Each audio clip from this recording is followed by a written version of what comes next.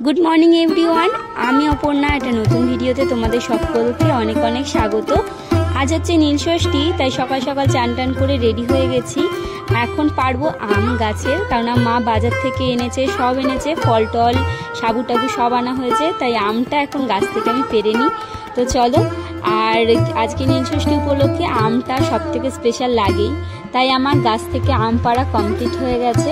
আজকে এই আমটা দিয়ে আমি পুজো দেব। আর মা এনেছিল বাজার থেকে সাবু, তাই সাবুটা ভিজিয়ে নিয়েছি। আর এখানে সব ফল, নারকোল, ফুল, 5 রকম কাটা ফল, ফল সব রকম রয়েছে এখানে। তো চলো ঘরে যাই, ঘরে গিয়ে সব জোগাড় যন্ত্র করে নিই।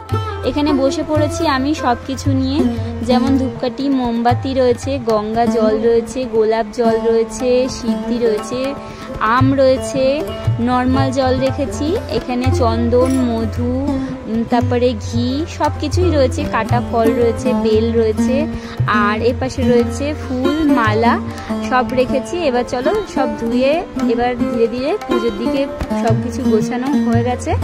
এবার আমি পুজোয় বসে যাই, সব গুছিয়ে নিলাম সামনে, নালে কোনটা ভুলে যাব। তাই প্রথমে বাবাকে নর্মাল জল দিয়ে চান করে নিলাম। আমি এক এক করে যেমনি ঘি দিয়ে মাখিয়ে আবারও আমি জল দিয়ে চান করাই, যেমন আবার মধু দিই, মধু দেওয়ার পরে আবারও বাবাকে নর্মাল জল দিয়ে চান করাই। সব কিছু ঘি, মধু, তারপরে সিদ্ধি দেওয়ার পরও আমি আবারও বাবাকে চান করলাম নর্মাল জল দিয়ে।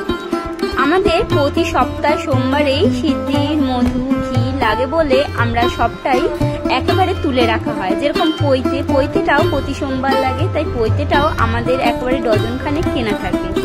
তাই এখানে আমাদের সবটাই জল দিয়ে, নর্মাল জল দিয়ে চান করলাম। এবার নর্মাল জলটা আমি একটা বাটিতে ঢেলে রাখলাম। তারপরে আমি এবার দেব গঙ্গা জল, তার সাথে দেব গোলাপ জল। গোলাপ জল দিয়ে বাবাকে সুন্দর করে চান করিয়ে এবার আমি গঙ্গা জল দিয়ে বাবাকে চান করিয়ে দেব লাস্টে। তারপরে আমি দিয়ে দেবো এখানে পৈতে, তারপরে এখানে মালা, এবং তার সাথে আমি যেটা করি, হয়তো আমার আগের ভিডিওতে তোমরা দেখেছো, আমি 3টে বেলপাতা নিই। এই দেখো আমার হাতে 3টে বেলপাতা, বেলপাতাটা ধুয়ে নিয়েছি।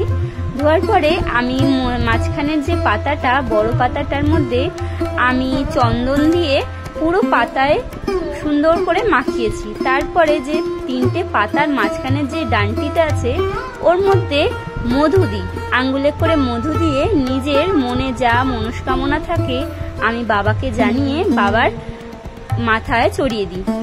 এবার দিয়েছি মালা, তারপরে যেটা নিয়ম আজকে আম দেওয়ার, সেই আম দিয়েছি, কাটা ফল, বেল। আমাদের শিবের যে জায়গাটা সেটা ছোট বলে তাই নিচেই রেখেছি। এবার সুন্দর করে বাবাকে আমি ফুল দিয়ে সাজিয়ে দেব। আমার এখানে পৈতে, মালা, ধুতরা ফল, শুধু ধুতরা ফুলটা পাইনি, এখানে সবকিছুই দেওয়া আছে।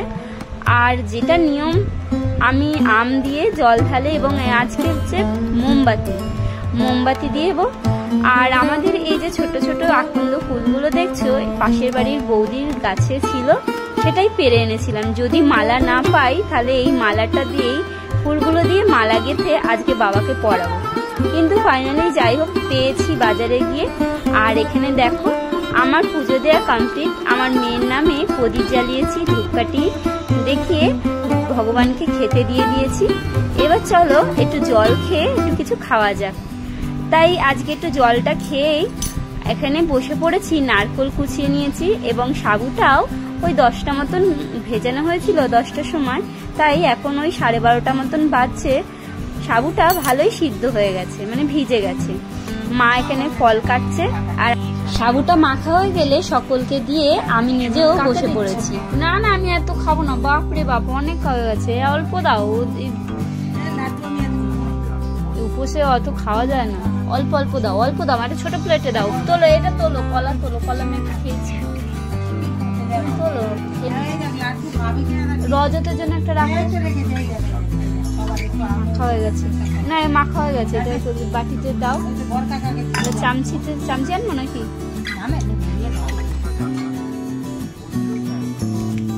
দেখবে রজতেরটা তুলে রাখো।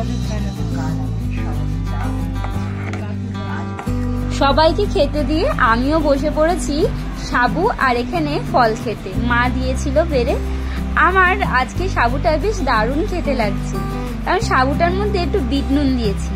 বিট নুন দিলে না মিষ্টির মধ্যে ভীষণ সুন্দর স্বাদ আসে। তো চলো খেতে থাকি।